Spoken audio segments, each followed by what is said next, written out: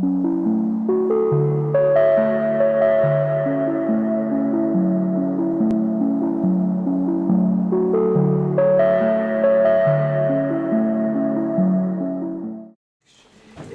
que dispensa definições. É uma figura ilustre da nossa cultura, da nossa sociedade, e aqui e ali também sabemos que dá uma bicada na política. Foi a palavra que me surgiu no cérebro, eu não pude evitar que ela aparecesse. O Sr. Professor é professor catedrático da Universidade de Lisboa, na Faculdade de Letras, é membro da Academia das Ciências, tem uma produção vastíssima, científica, vastíssima na área da filosofia, particularmente nesta área muito nova, já tem alguns anos, da filosofia relacionada com o ambiente, com a natureza, com os ecossistemas. O pensamento humano contemporâneo tem feito uma deriva para esse ponto fulcral que é dos sistemas sustentáveis. Nós não podemos... Só para vocês terem uma ideia, eu quando nasci, se calhar éramos metade no nosso globo.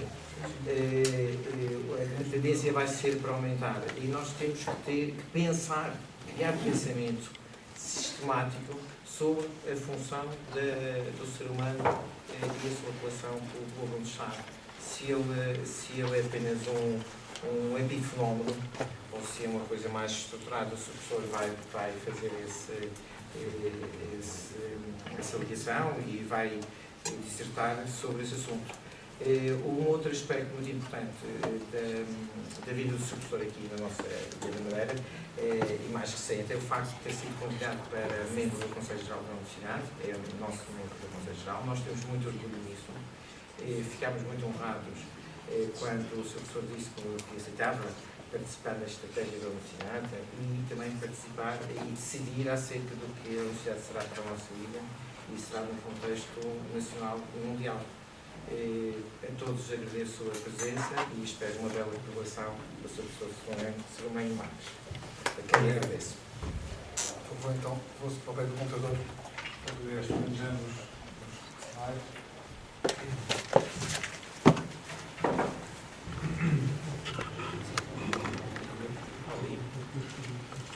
Penso que todos consigo ver todos conseguem ver-me e ouvir-me também e atrás. Bem, é um grande prazer estar aqui convosco. Infelizmente não me foi possível, devido a um outro compromisso, estar nas conferências que me precederam. Vou estar agora, depois desta, na sessão da tarde, a ouvir os colegas. Mas li com atenção o programa e penso que temos aqui matéria para debate, ou seja, as preocupações, os estudos de caso, o que estão a ser levados a cabo em vários pontos de Portugal e no estrangeiro. Penso que não será alguma coisa de excêntrica aquilo que eu vou aqui dizer, embora eu vá fazer como filósofo. Cada um deve trazer o seu métier, a sua expertise para a sua perícia, digamos assim, e é isso que eu vou tentar fazer.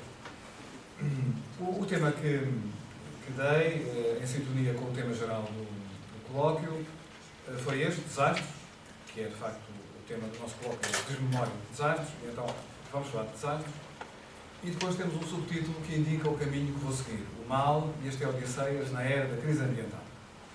Isto é, fundamentalmente, aquilo que vos proponho será uma viagem no tempo, uma viagem no espaço, uma viagem no nosso imaginário conceptual, a imaginação também trabalha com conceitos, em torno destes três temas.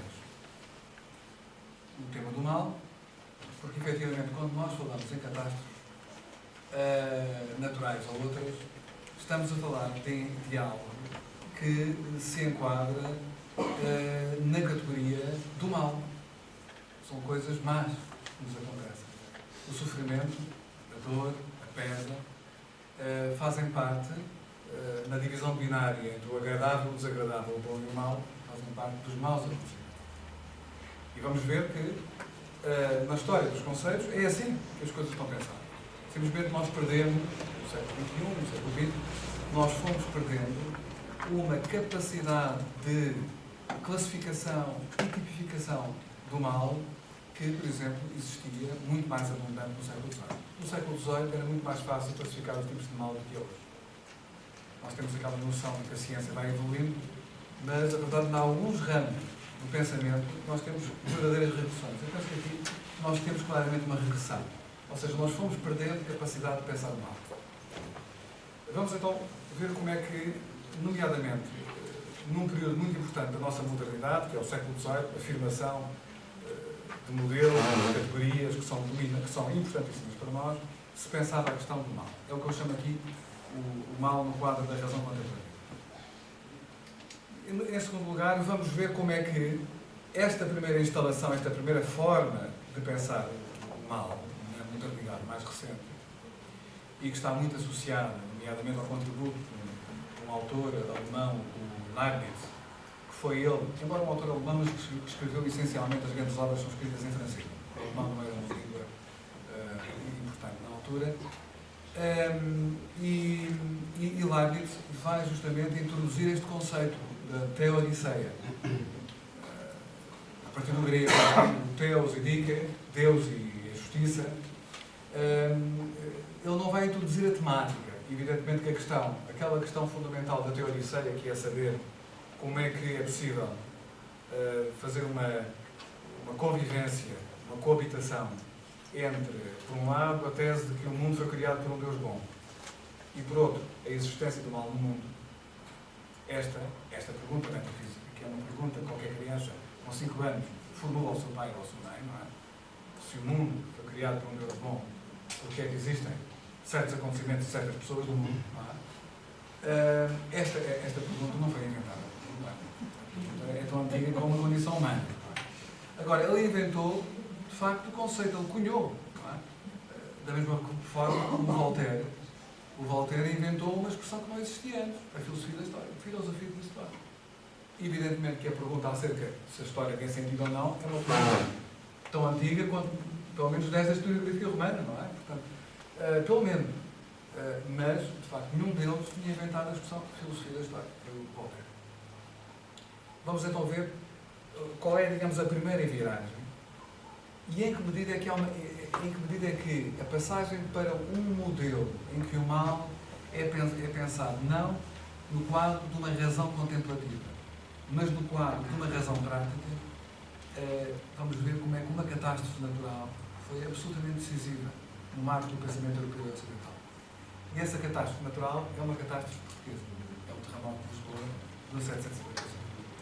E, finalmente, a última parte, uma parte mais conclusiva, em que procuro, de alguma forma, fazer um balanço entre os dois capítulos anteriores, que é justamente recuperar a humildade e o sentido das proporções. Vamos então a isso, de uma forma que seja económica no tempo e que seja hospitaleira do ponto de vista da vossa paciência. O mal no quadro da razão contemplativa, uma responsabilidade de Deus e dos limites da sua humanidade. Bom, vamos partir do presente. Eu penso que é muito importante nós partirmos do presente. E a minha pergunta aqui é o seguinte. Eu não sei se partilharam do mal-estar que senti em dezembro de 2004 perante o tsunami da Ásia. Eu senti um profundo mal-estar. Talvez por isto, pela terrível experiência de mais de 300 mil pessoas varridas da existência por uma vaga gigantesca, percorrendo milhares de quilómetros à velocidade de um avião comercial, era 800 km por hora, a vaga principal do tsunami, e por ter colocado à escala da esfera mediática global o espetáculo avassalador das forças colossais da natureza atuando de acordo com a sua necessidade intrínseca e com uma total indiferença perante a presença humana e o seu destino. Isto, para nós, século XXI, é uma coisa um pouco estranha. Reparem que o tsunami de Fukushima, nós esquecemos que o Fukushima foi um tsunami também, que matou 29 mil pessoas. Porque nós associamos Fukushima a uma catástrofe nuclear. Nós percebemos muito mais facilmente Fukushima do que o tsunami de 2004. Porque nós percebemos que cá está, é típica, uma catástrofe típica do nosso tempo. Há uma dimensão natural, mas sobretudo há uma dimensão humana, antropogénica, quem é que lembra aos japoneses, colocar uma central nuclear numa zona onde, nos séculos anteriores, vários tsunamis tinham acontecido. Uma vez em Lisboa, na Gulbenkian, uma conferência que houve sobre temas parecidos com estes, mas com arquitetos, uma professora, uma colega nossa, japonesa, mostrava os marcos do tsunami de 1650 e tal, naquela zona. E os engenheiros, apesar de serem japoneses, não é? Foram fazer a obra ali. Portanto, ou seja, quando morrem milhares de pessoas devido à irresponsabilidade humana, nós estamos em casa. Sentimos em casa. Não é? É o natural. Agora, quando morrem 300 mil pessoas só porque a natureza resolveu superar para o lado, não é? Sem perceber que nós estávamos lá, já ficamos admirados. E isto é interessante. Porquê é que nós temos tanta dificuldade em aceitar hoje a autonomia da natureza? Esta é a primeira notazinha para digamos, em que vos peço a reflexão. Habituámos-nos a pensar nos desastres naturais como resultado da ação humana. O terremoto de 1755 significou uma fratura na agenda filosófica europeia e uma clara mudança de rumo nas prioridades conceptuais do século XX. A expressão dessa mudança pode ser definida como consistindo numa intensificação do ritmo de autorreflexão da racionalidade europeia.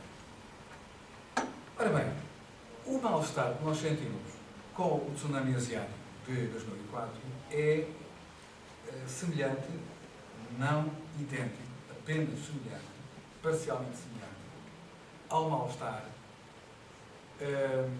causado na intelectualidade europeia pelo terremoto de 1755. E vamos ver que num caso e noutro, o que está em causa é o quê? O que está em causa é o incógnito da presença da natureza, da sua pujança, da sua autonomia, da sua indiferença para connosco, chocando com os nossos modelos de pré-avaliação daquilo que é um acontecimento considerado como um acontecimento catastrófico, daquilo que é um desastre. Isto é, no século XXI, nós temos, sem o saber, muitas vezes, temos uma noção pré-instalada do que é uma catástrofe. Uma espécie de noção transcendental, uma espécie de categoria transcendental da catástrofe. Há um conjunto de características. No século XVIII, tínhamos também. A única coisa que é idêntica é que, quando Lisboa cai, em 1755, vai chocar com o modelo de pensar a catástrofe que nós tínhamos nessa altura. Nós tínhamos nessa altura. Quando o tsunami acontece em 2004, vai chocar também. Agora, isso é o único ponto de contato. Porque há um ponto de diferença fundamental. É que o modelo contra o qual a natureza em catástrofe chocou em 55 não é o mesmo modelo contra o qual a natureza em catástrofe chocou em 2004. E já vamos ver porquê. Século XVIII. Teodiceia. Leibniz, o grande homem desta época. Não estive sozinho, como iremos ver, mas foi de facto um grande pensador. Aliás, é uma obra que se vê como Les Essais de Théodicée, sur Théodicée, de 1710. É uma obra que aconselho vivamente, até porque, de facto, Leibniz era um intelectual muito generoso, um intelectual que tinha uma noção académica e coletiva do trabalho científico, do trabalho filosófico e científico, e é um autor que faz muitas referências, muitas citações. Portanto, é muito curioso porque não é completamente comum. Não é? Eu já descobri entre grandes autores plágio. Já descobri. Já inspirou. Não vou fazer muita coisa sobre isso, mas já descobri alguns grandes autores a copiarem outros sem fazer nada. Não é o caso do Leibniz. O Leibniz não faz isso. E para nós portugueses, dá-nos um conforto especial a quantidade de vezes que ele cita os filósofos e os professores da Universidade de Coimbra. Os coimbrenses estão ali a força. Portanto, nós, na altura, a Universidade Portuguesa, que era só Coimbra, tinha um papel importante na República das Letras. A Teodiceia no fundo, cá está, a ideia de inventar uma teoria que fosse capaz de conciliar um Deus bom com um mundo onde o mal era possível. Isto é que é a Teodiceia. A Teodiceia parte de um conjunto de pressupostos de partida que não são os nossos. E eu fico tenho pouco tempo, ponho logo as cartas em cima da mesa. Então, quais são, portanto, esses pressupostos? O primeiro pressuposto é que, para Leibniz, a razão humana contém em si própria, através do princípio da razão suficiente, a chave para a compreensão da conciliação entre o mundo e Deus. Ou seja, dito de uma outra maneira, contrariamente ao que nós vamos encontrar, por exemplo, com a filosofia crítica de Kant, para Leibniz, o princípio da causalidade, o princípio da razão suficiente, são princípios que são comuns, quer ao homem, quer à divindade. Isto é, a diferença que existe entre a razão suficiente para o homem e a razão suficiente para Deus é uma diferença de quantidade, não é uma diferença de qualidade, não é uma diferença de natureza. Nós temos capacidade, através da nossa razão, de nos aproximarmos da racionalidade do Criador. Portanto, o Deus do Leibniz não é um Deus abscondido, não é um Deus obscuro.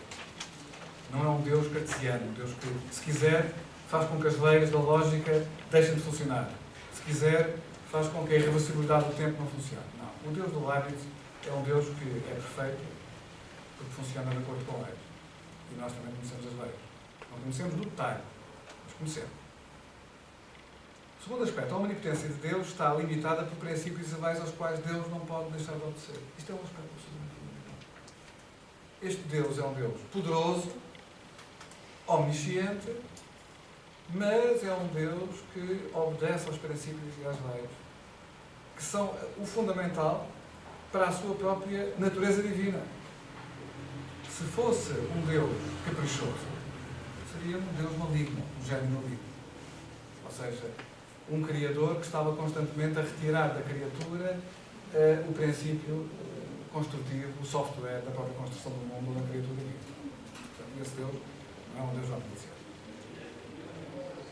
Em Deus, o princípio da razão suficiente designa-se como princípio da escolha do melhor. Quarto aspecto, a existência do mal no mundo não deve abalar a confiança humana no mundo como derivando de um fundamento divino. E quinto aspecto, há uma dupla confiança a salvaguardar. O caráter divino do Criador e, em segundo lugar, a legitimidade das pretensões da razão humana, já que esta repousa numa matriz comum à razão divina. Todos estes... vamos depois perceber melhor, não vou adiantar muito sobre esta história do princípio da escolha melhor, porque eu vou explicar assim o que isso é. Mas o essencial é isto. O essencial é que nós, com Leibniz, ele procura incutir-nos, no leitor, uma dupla confiança. Por um lado, uma confiança no caráter divino do Criador e também uma confiança na nossa própria razão. Eu tenho a pessoa que aí atrás não consegue ouvir aquilo gajo aqui à frente. Se quiserem, são bem-vindos, está bem?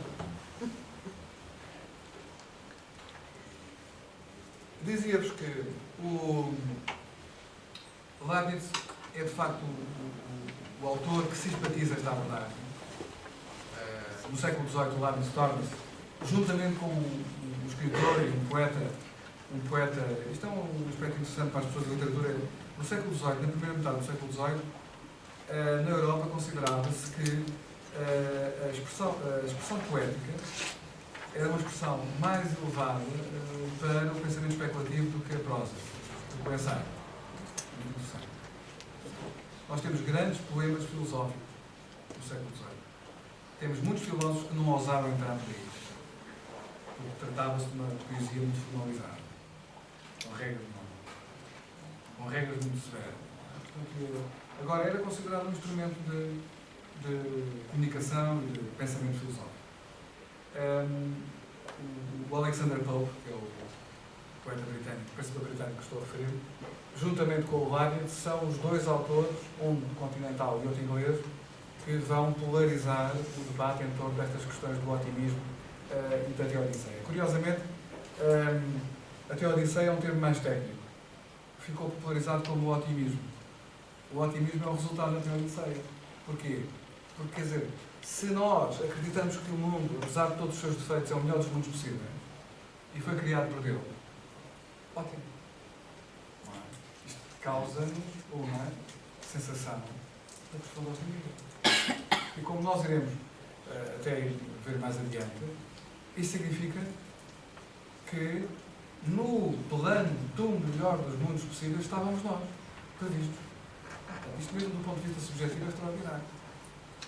Porque Deus pensou em vários mundos possíveis e chegou à conclusão que aquele mundo onde nós também estamos presentes, e a hipótese de cada um de nós existir é absolutamente irrelevante. É muito mais provável ganharmos 2 vezes o Euromilhões de seguida do que existir. E a verdade é que isso.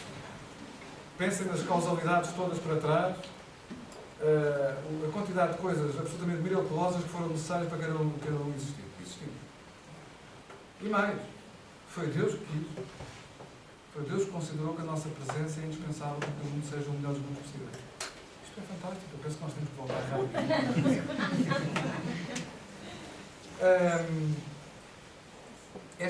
Dizíamos então que embora de facto o Leibniz e o Pope tivessem sido os grandes autores, nós temos, por exemplo, o Lord Shakespeare, em pleno final do século XVIII, nesta obra. Eu tenho aqui a minha tradução em português, depois tenho aqui o texto em inglês. É uma obra de 1699, An Inquiry Concerning Virtue or Merit Characteristics.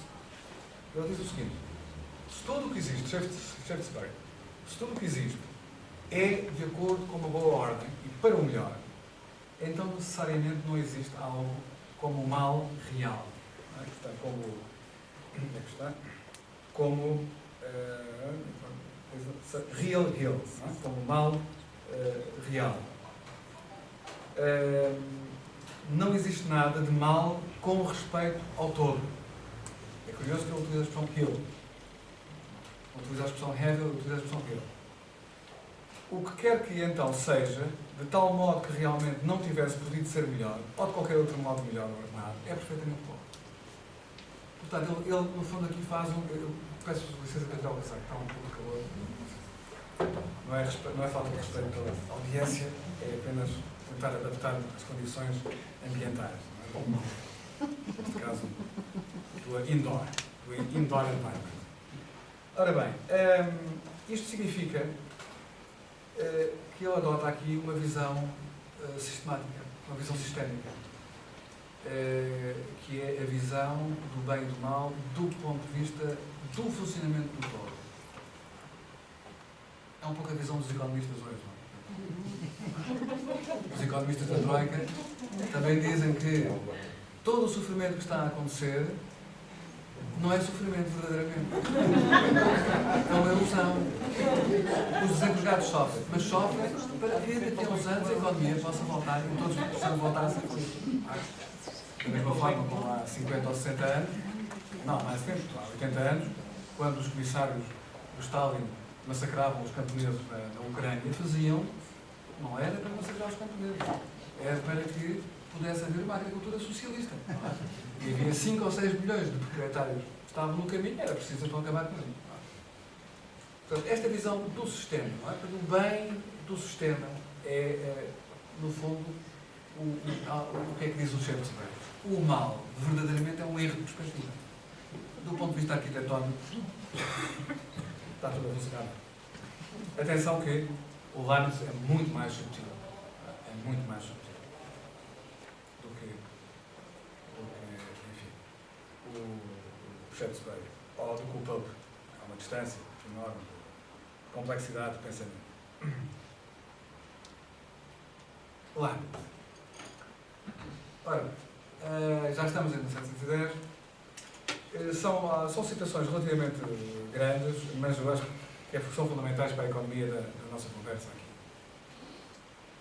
Ele vai agarrar no conceito de mal, lemado, e vai então encontrar 3 tipos de mal. E isto é, de facto, um enorme avanço para nós percebermos como é que as coisas funcionam e o que é que ele pretende dizer. Diz ele, cito, pode considerar-se o mal metafisicamente, fisicamente e moralmente. Portanto, há 3 tipos de mal. Há o mal metafísico, o mal físico e o mal moral. E depois explica. O mal metafísico consiste na simples imperfeição. O mal físico no sofrimento. E o mal moral no pecado. Ora, embora o mal físico e o mal moral não sejam de modo necessário, isto é necessário. O mal físico e o mal moral não são necessários. Basta que, em virtude das verdades eternas, eles sejam possíveis. As verdades eternas, o que é que são as verdades eternas? São as ideias, os princípios eternos que estão na mente divina do Criador. É o software de Deus, ao criar o mundo. Inamovível. Aquilo que ele tem que respeitar.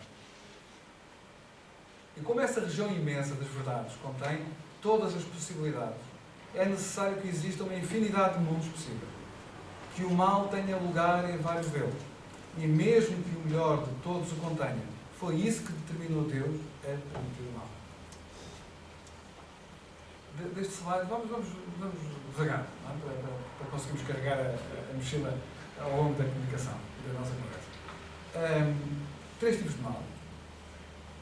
Metafísico, físico e moral. Sendo que o único que é absolutamente estrutural, estruturante, é o mal metafísico. O pecado e a dor não são sequer necessários. O único que é necessário é o mal que está na própria gênese do programa, não é? Do software, que é o mal metafísico.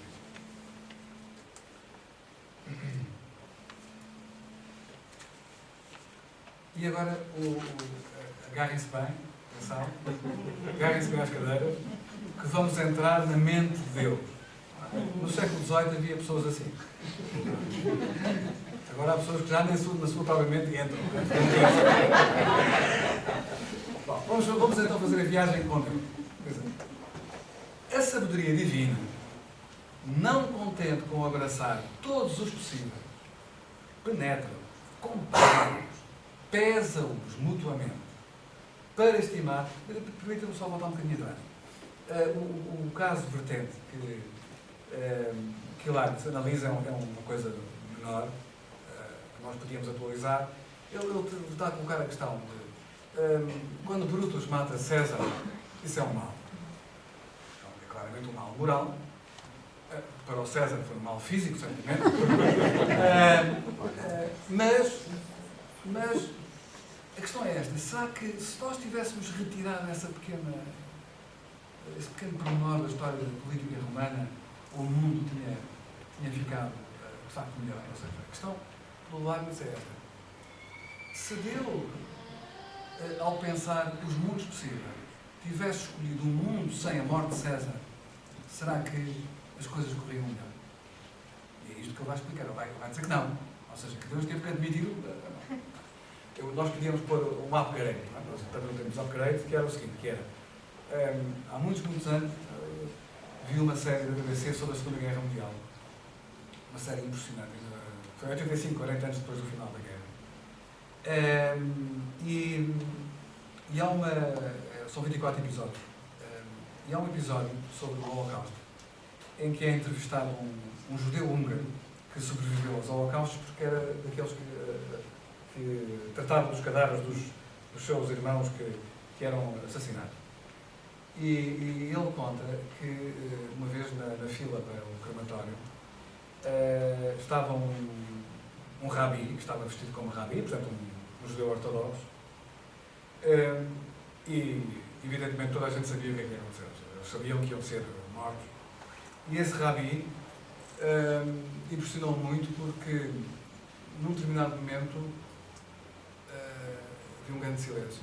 Só se ouviam os alemães a dar aquelas ordens Schnell, raus, e de repente há o rabi, em íris, estende a mão para o céu e diz: Deus não existe. Deus não existe. Portanto, a questão fundamental é esta. O Leibniz vai tentar responder-nos, a nós e ao rabi. E vai dizendo: mesmo com o Holocausto, Deus existe. Isto é, o Deus do princípio do melhor dos mundos possíveis é um Deus que escolheu este mundo com o Holocausto. Mesmo com o Holocausto, este é o melhor mundo possível. Não sei se nós temos ainda estômago para o aceitar, mas em qualquer dos casos, vamos fazer a viagem na mente de Deus com a sabedoria divina, não contente com abraçar todos os possíveis penetra-os, compara-os, pesa-os mutuamente, para estimar com isso os graus de perfeição ou imperfeição, o forte e o fraco, o bem e o mal. Ela, a sabedoria divina, vai mesmo para além das combinações finitas. Ela realiza uma infinidade de infinitos, quer dizer, uma infinidade de sequências possíveis do universo, contendo cada uma uma infinidade de criaturas. Isto faz lembrar os modelos climáticos, não é? Com os terabytes de informação. Não é? Vários cenários, vamos mudando as variáveis e faz aquilo correr, isso tem cabeça. E, por esse meio, a sabedoria divina distribui todos os possíveis.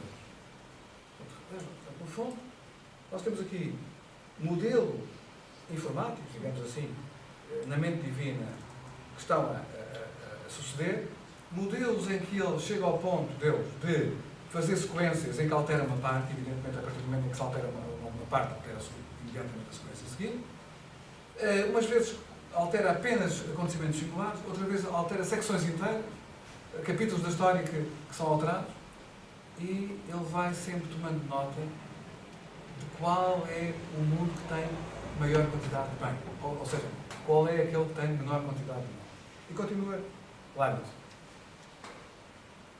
A sabedoria divina distribui todos os possíveis, que ela já havia considerado à parte, por outros tantos sistemas universais, que ela compara ainda entre si. E o resultado de todas estas comparações e reflexões é a escolha do melhor, de entre todos os sistemas possíveis, que a sabedoria realiza para satisfazer plenamente à vontade.